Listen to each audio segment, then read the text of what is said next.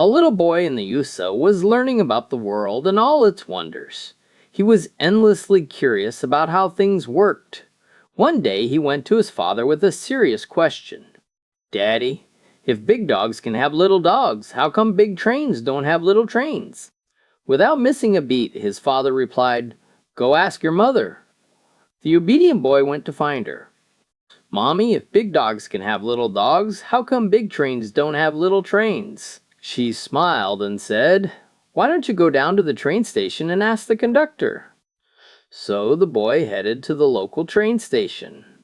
He spotted the conductor in full uniform and politely asked, "Excuse me, sir, can you tell me why, if big dogs can have little dogs, how come big trains don't have little trains?"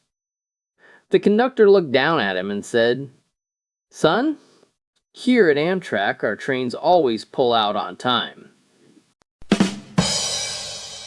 When I was in college, I met a girl from Michigan, and we became extremely close in a completely platonic way. I was from Florida, so cold weather was totally foreign to me. As winter approached, she took me shopping and helped me pick out warm clothes. We kept growing closer, always insisting we were just friends, even though everyone in our dorm could see there was more going on. People whispered when we were not around, "Will they or won't they?" Our connection was intense. We could finish each other's sentences and often did not need to speak at all. We just understood each other. The only thing we never talked about was how we actually felt. Near the end of the semester, she talked about how beautiful winter was back home in Michigan. I was already struggling with the cold, and driving even farther north sounded brutal. But I did not care. I knew the cold might give us an excuse to be closer. Instead of going home for winter break, we decided I would drive her back to Michigan. The roads were clear, but after a few hours it got much colder. The only working heat vent was in the center of the car. We both kept putting our hands there and our fingers kept brushing by accident. Neither of us said anything, even though it was painfully obvious what we both wanted.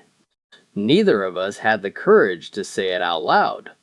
As we crossed into Michigan, my legs started cramping from sitting so long.